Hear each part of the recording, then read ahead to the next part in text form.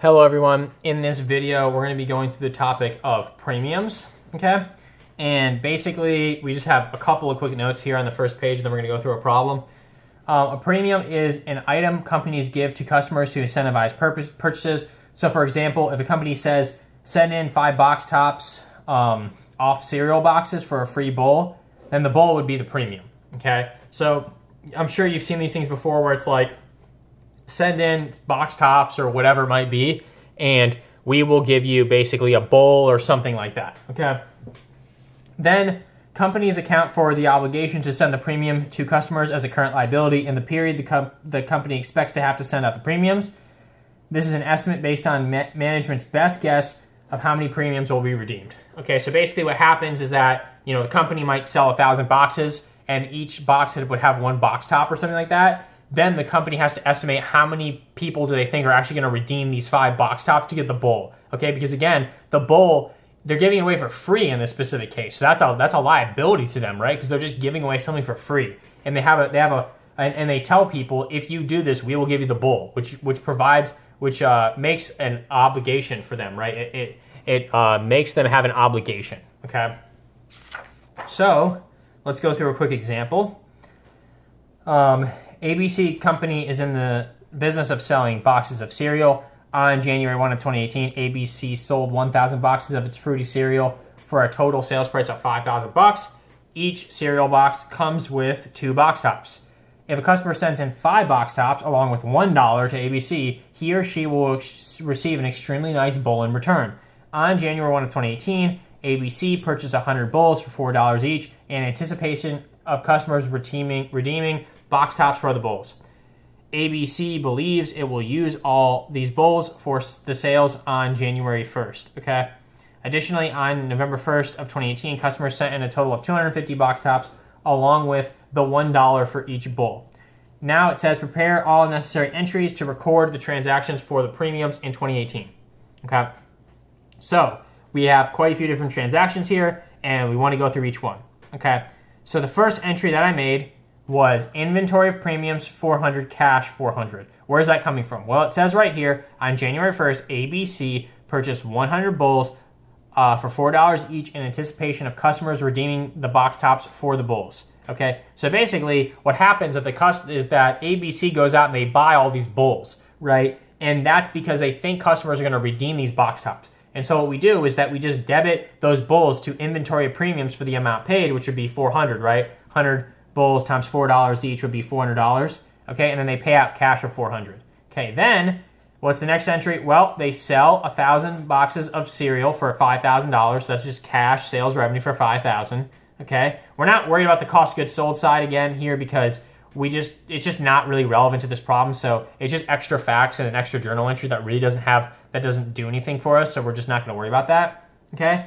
Then, and again, we're going to go through 2 different ways of doing this problem, like the journal entries themselves. So this is just one way of doing it. But what you could do is that on January 1st, because of the fact that you think that, so it says ABC believes it will use all these bowls for the sales on January 1st, right? So they think they're going to use 100 bowls for what they sold on January 1st, okay? So that's going to be a liability, right? When these customers send in $1 along with 5 box tops, ABC has to give a bowl that's worth $4, okay? So what we need to do is that we need to record a premium expense and premium liability because that's a liability. It's a current liability that ABC is going to incur, okay?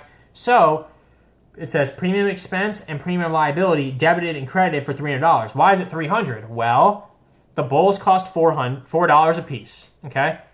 They're going to receive $1 for each bowl that they have to give out, right?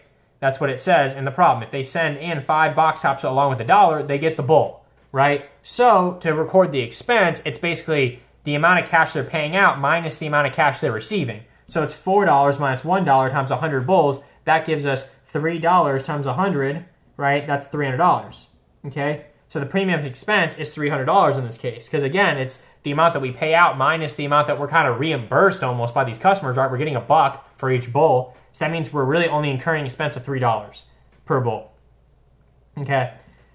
Then we receive, and then on November 1st, they received 250 box tops along with $1 for each bowl, okay? So they received 250 box tops. So again, remember, what we need to do is that we need to take these 250 box tops and we need to convert the box tops into bulls, right? Because what we're doing is that we're giving away bulls, right? The box tops, it's good to know the amount of box tops because it helps us get to the answer, but that's not the final answer, right? It says in the problem that they have to send in 5 box tops for 1 bull. So the ratio is 5 box tops to 1 bull, right? And so if they're giving us 250 box tops, to get to the number of bulls, we would have to take 250 total box tops divided by 5 box tops per bull to get 50 bulls. So we're actually giving away 50 bulls on November 1st. Okay, so remember, whenever it tells us they get 250 box tops or they received 1,000 of whatever, coupons or whatever these customers have to send in, you always have to remember to divide by the ratio of the box tops to the bull or whatever the ratio is, okay, whatever we're using, coupons or whatever, okay, because what we're actually looking at is we're trying to get this number denominated in terms of the number of premiums, right? The premium is the bull. The box tops are not the bull, or not the premium, right? And so that means they're not the bull is the premium, okay? So we need to get that in terms of the premium, which is the bulls. 50 bulls means $50 received, right? Because you have to send in $1 for each bull, right? So that means that the company would receive $50 in cash, okay? Then inventory of premiums would go out at 200. How do we know that? Well, basically, we would just say they're getting rid of 50 bulls, right? And they're $4 a bull, okay? So that would be $200, right? Because they paid $4 a bull and they're getting rid of 50 bulls. That's $200 total. The difference goes to premium liability because, again, we're removing part of the liability because we're satisfying the liability, right? Okay, the other way you can think about this is that there's 50 bulls being given away and we have 100 total, right? So what we should do is get rid of half of the liability. So we could just do 300 total liability divided by 2, okay? Then there's one other way we could solve for this. We could say, okay, we did 4 minus 1 times 100 to start, right? But now we only have 50 bulls. So we could do $3 times 50, okay? And that would also give us 150. So obviously, multiple different ways to solve this, and we can do it whatever we want, okay? Now, let's go through the same problem, but let's just do a different set of journal entries here, and just that way we can just see this a little bit of a different way, okay? It works out the same, but we just want to do 2 different types of journal entries. I'm not going to worry about these 2. These are exactly the same. The ones for the inventory premiums and the sales revenue, those are exactly the same. The only thing that changes is with the last 2 entries, okay? So the other way companies could do this is that on January 1st, they could choose not to make this accrual entry. It's basically an accrual entry, right? Basically saying, okay, we're going to incur this expense at some point. Let's just go ahead and record the expense in the liability, okay? Instead, what they could do is they could wait till November 1st and then record the actual entry for the premiums being redeemed, and then at the end of the year make an accrual entry, okay? So what would happen there, okay? Well, the cash received is going to be the same, right? That's not going to change because, again, like, they still have to pay $50 of cash. There's still 50 bulls being given away.